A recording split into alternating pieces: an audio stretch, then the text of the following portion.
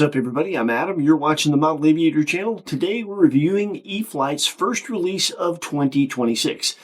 It's no secret we've needed a new UMX sport jet for quite some time now. E-flite's Viper series is one of the best flying and most successful sport jet lines in the industry, so this is a perfect fit. This is the UMX Viper 30mm.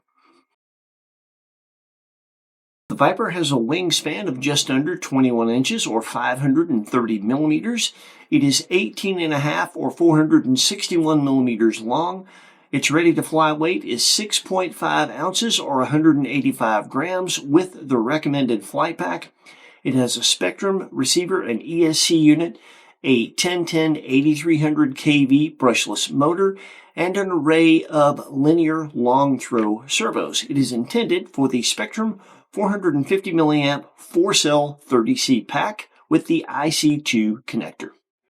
Being a part of the UMX line obviously means the Viper is quite small. Its ready-to-fly weight renders it completely remote ID exempt here in the States, which is always a great thing. It's capable of going quite fast, but it doesn't have to all the time. A pilot with the skills to do so could easily handle this airplane in a decent-sized park or a schoolyard. Being a UMX also means another thing, and that is that it's only sold as a bind and fly. It is Spectrum DSM2 and DSMX protocol compatible, and of course it comes equipped with AS3X stabilization and optional safe select.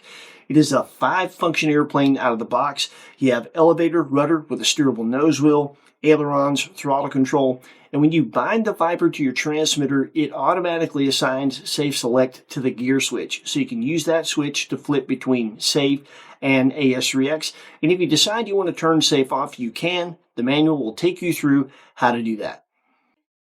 The mold is well done on the Viper. The foam is very smooth. Fit and finish are perfect. And it's got an attractive paint scheme with a lot of contrast between top and bottom to help you stay oriented with such a small, potentially fast little jet. The white parts of the top of the airplane are not painted. That is bare foam. With a UMX airplane, grams count a lot more than with a normal airplane. And the fact is, with an EDF sport jet, if you want it to perform to its maximum potential, leaving that weight off is actually a pretty good idea. So I pretty much agree with that. Like a lot of the Vipers, this one has a full LED light set that is absolutely awesome. We've got a little bit of low light footage in our demo flying to show those off, so be sure and check that out. And of course, the Viper is intended for you to utilize the steerable nose wheel and the gear. You can taxi it, take it off, and land it off the ground, or you can remove the gear very easily, hand launch it and belly it in, and fly the airplane clean. And they've made that very, very easy for you. The gear is super easy to remove. You just pull the nose gear out, the main gear, unsnap, rotate, and pull out, and just that fast we have removed the gear, and just that fast to put them back on. You've got a lot of plastic pieces in strategic places. You got a plastic nose cone, plastic intakes, plastic tailpipe. The ventral fins are plastic. They are not removable. They're not really affected at all by belly landing.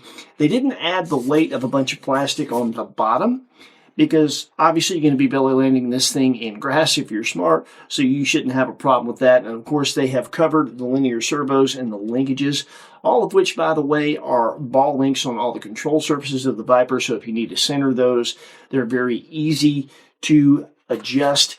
Very well done little jet. You do see there's one cheater hole here to keep that fan unit efficient and make maximum power, and it does make some power, moves this jet along quite good. And of course, it is a convenient top loader with plenty of room for the recommended size pack. As a matter of fact, because this has a unique strap system, we made a little video showing you how we put our pack in and stowed away. So check this out. One thing about these batteries, you have a whole lot of extra wire. So if you look down here, Heidi, the way this is set up, you have a strap that actually goes across, and you have a little lead coming off the board. So the way I put the battery in there to get this thing stowed away, I'll put the battery in, go ahead and plug it up. Now I can tuck all these wires right here, really neat, and I can hold that down with that finger. I'll pull this over and press it down. Now, battery's secure, wires are secure, this is held flat. So when I put this on, nice and neat.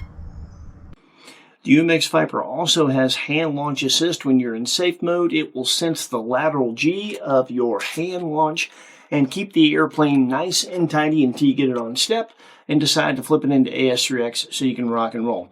Now, we did want to talk about these batteries, these Spectrum 4S 450 milliamp 30C packs with the IC2 connector. This is the proprietary battery for the Viper and a few other airplanes and helicopters that Horizon sells. And a point of contention for a lot of people is the proprietary nature of this battery for airplanes and helicopters like this, because an IC2 is not compatible to an EC2 due to the difference in spacing. They had to make room for the little telemetry pin in the center. This is the only battery out there with this plug. I mean, that is it. I've had no issues with these batteries, and it's worth noting that E-flite always has airplanes and helicopters in development that are going to use this pack. There are several now. There'll be a lot more in a couple of years. This is a pack they intend to use because you can make a lot of power in a really small airplane, so it's perfect for that. There'll be several. That said, it is not your only option. If you want to purchase aftermarket packs, 4-cell 450 milliamp packs are very common with small racing drones, and so they're out there. Most of those have XT30 connectors, which obviously won't work, but there are now a couple of adapters to adapt XT30 to IC2. You just Google that and you'll find those adapters. So there is definitely a way to fly this airplane and other things from Horizon with this size battery without having to spend the money on the Spectrum pack if you just absolutely don't want to. Another thing about these packs, we've been charging ours with this adapter on our smart charger. If you just want to eliminate the extra wire, if you have a tight space, they now make a very small adapter that you can plug into your charger, and essentially turns the port on your charger into an IC2 port and makes that easy. We'll put a link in the description to those. Getting this one together is very simple. Like most UMX planes, this one comes technically fully assembled in a convenient carrying case. What you have to do amounts to essentially field assembly with a larger model. You got to put the wing on the airplane, and that is very simple. This is what you start with: the fuse, the wing, the wheels, and a manual. There are automatic electronic connections on the fuse and, of course, the wing. Note the two tabs on the front of the wing. There's a quarter-turn screw on the back, and by the way, you get an extra quarter-turn screw with the airplane in case you lose the first one. You just simply press the front of the wing into the fuse, tongue and groove style. It will automatically plug in, bring it down flush, and turn that quarter-turn screw to lock it into place. We showed you how fast it is to take the wheels on and off. The mains simply press into a hole and then swivel and clip into place, and the nose wheel just plugs right in. You want to make sure that the spring loop is towards the rear of the plane on both. One thing to note, the manuals that come with the first run of the UMX Viper do not have instructions on how to install the wing. We showed you, it's pretty simple, but if you want to physically look at those right now, you can go to Horizon Hobby's website, go to the sales page for the UMX Viper, and the downloadable manual there does have those instructions. So, of course, once you get it field assembled like you see here, if you want to store it and transport it like that, obviously it's small enough to make that very easy, but if you feel the need to put this thing back in the box and store it that way, you can take it from this to back in the box in about a minute. When it comes to setup, as usual, the manual is very well written and a great place to start. You have step-by-step instructions within on how to program Spectrum DX, NX, and IX transmitters specifically for the UMX Viper, and we did not deviate from that stock setup very much at all. I think we raised our expo on aileron and rudder just a little bit, and other than that, it's completely stock. We made no mechanical adjustments. When you get your airplane, if all the surfaces are not centered, you do need to center them. You've got ball links, which makes doing that very easy. And that's pretty much it when it comes to setup. As far as our balance is concerned, we are using the suggested battery, the proprietary battery, all the way back with the wires tucked in front. We showed you how we put the battery in and where we put it earlier. That gives us a good balance. Airplane flies inverted and right side up. Great, flies like a Viper. Speaking of that, setup page is next, so you can see the couple of expo changes that we made. Right after that, we'll get into some demo flying. We're going to do gear on and gear off and a little bit of bonus footage. Enjoy that. We'll meet you back here. We'll debrief and give you our final thoughts.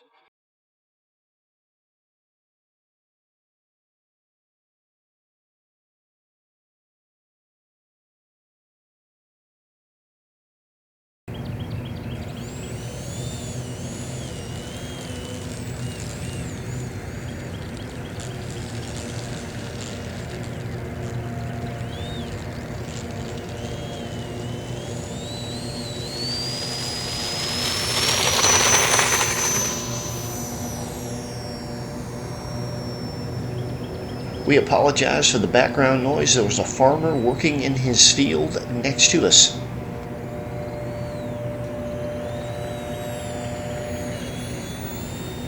The little Viper has quite a wide speed envelope. It's very comfortable slowed. We're going to turn it around and do a full speed pass. Another thing that I notice is that this one is very quiet.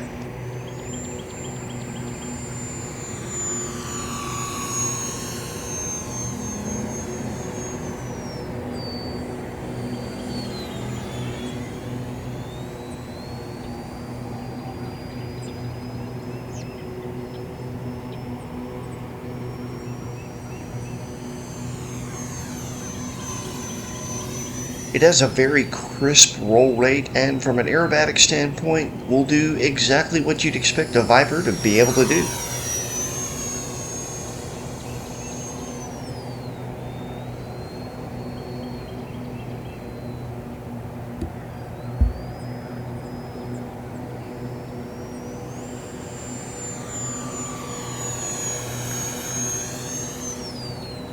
It can sustain a knife edge as far as you want to do one, even with the gear on.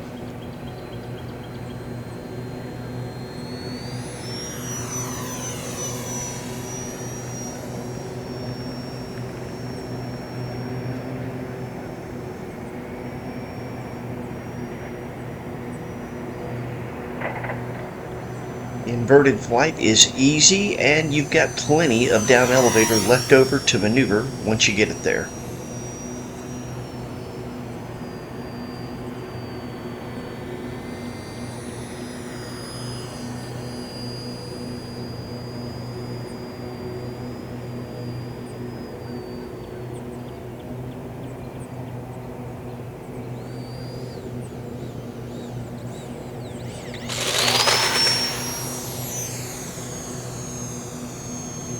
That's my favorite part of having interchangeable gear on something like this, being able to practice touch and goes.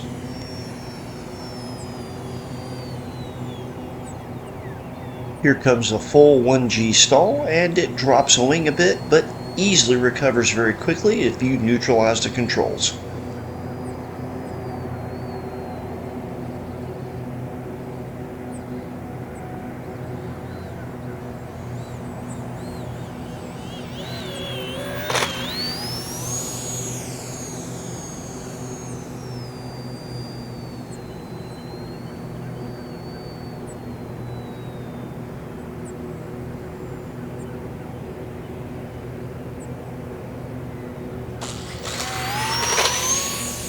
Our runway doesn't have the smoothest asphalt you've ever seen in some places, and that little gear handles it well.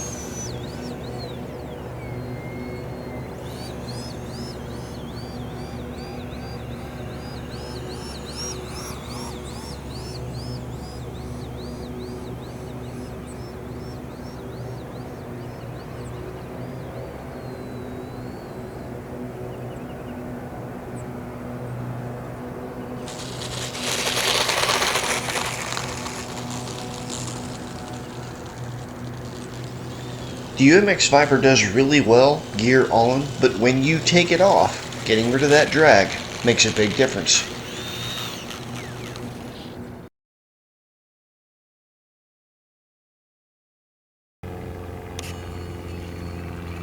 We're going to hand launch in safe mode,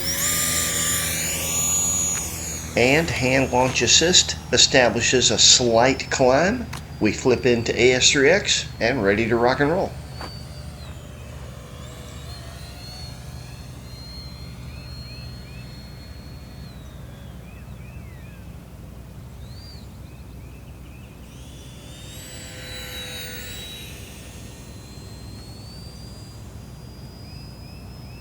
We actually have a slow pass in the bonus footage where we get it a good bit slower than that. And when you give it full throttle gear off, it will cook.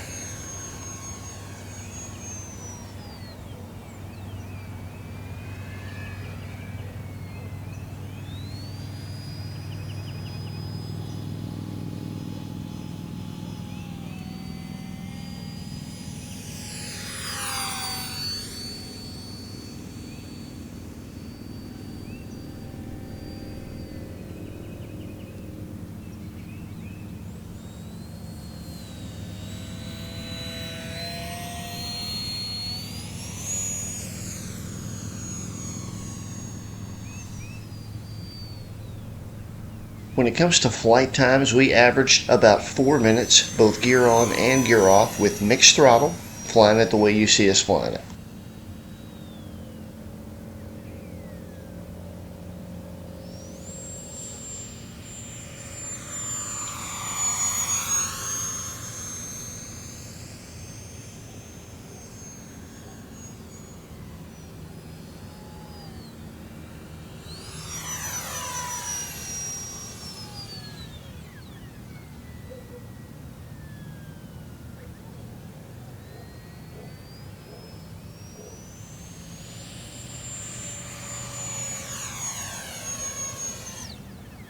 It has great vertical, and like all the Vipers, it will wad up and tumble with the best of them.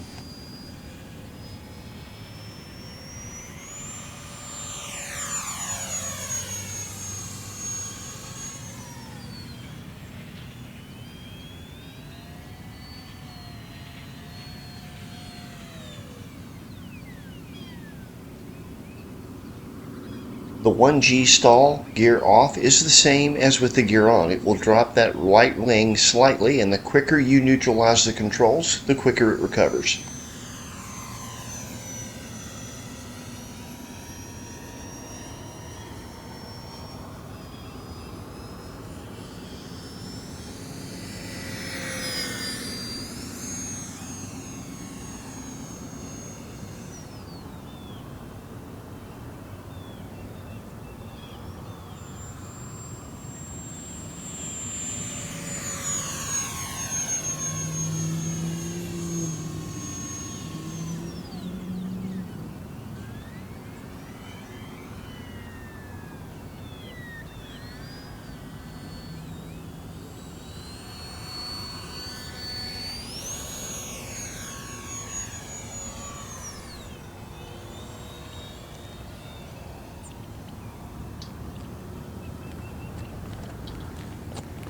This is an impressive little sport jet, to be sure. It earns its namesake.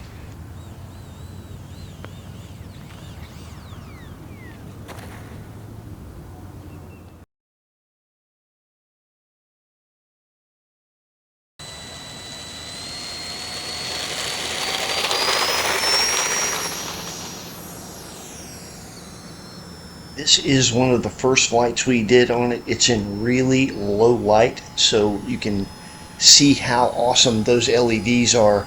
That's one of the things about the Viper line that is really impressive to me. They've got some of the best lights on any sport jets I've ever seen.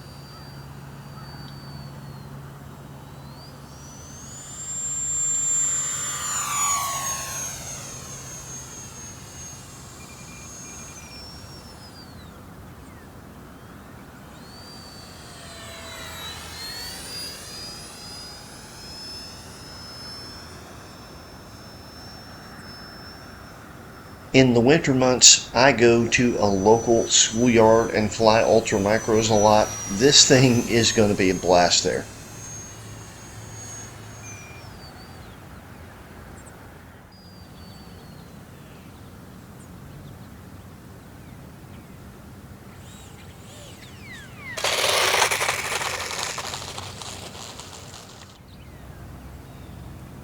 We put this in because it's one of the slower passes I was able to make on the day. Had a slight headwind.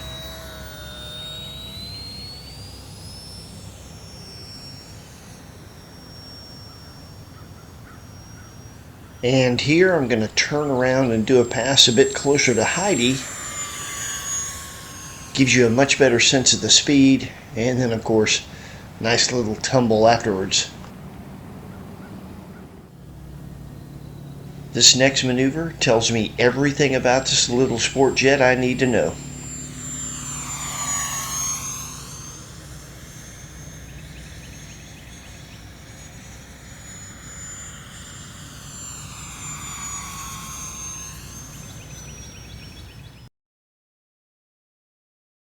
Well, this is going to be one of the easier debriefs and final thoughts that I've ever done. It flies like a Viper. That's really all that needs to be said, truthfully. I mean, I'll elaborate a little bit more, but if you know, you know. Vipers are some of the best flying EDFs out there. The Viper 90 is probably the best 90 millimeter jet I've ever flown.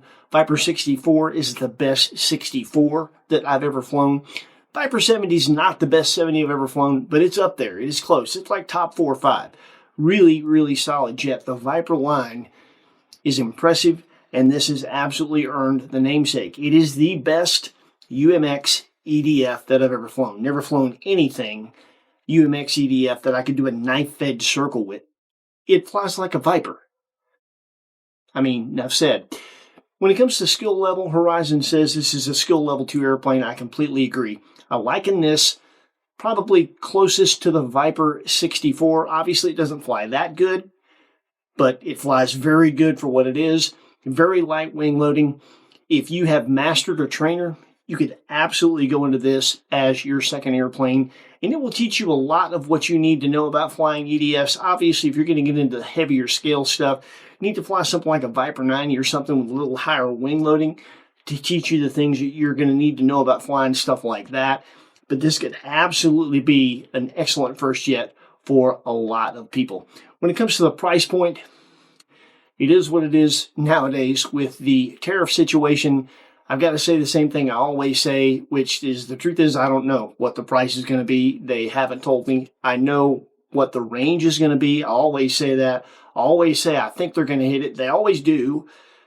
And given the economic situation that we're in, it's always a very fair price considering that for what it is. I am sure it will be in this case because that's the best UMX EDF I've ever flown. I mean, obviously, there are some really cool scale things out there. I love the ME262. That thing is awesome. That was my favorite to fly, and it might be my favorite overall just because of what it is and the fact that it's scale. But the fact is, this thing it will fly circles around that. Just a phenomenal little jet. So I think it's going to be worth however many pennies that they're asking for it. And if you'd like to add one to your hangar, we'll put a link in the description where you can do just that. When you go through that link, it supports our channel. When you do that, Heidi and I appreciate it. Thank you very much. And also lets Horizon know that you like what we're doing. And we appreciate when you let them know. That's it for us. Take care of yourselves. Happy flying. We'll see you next week with something cool with wings. May not be that cool, but it'll be cool.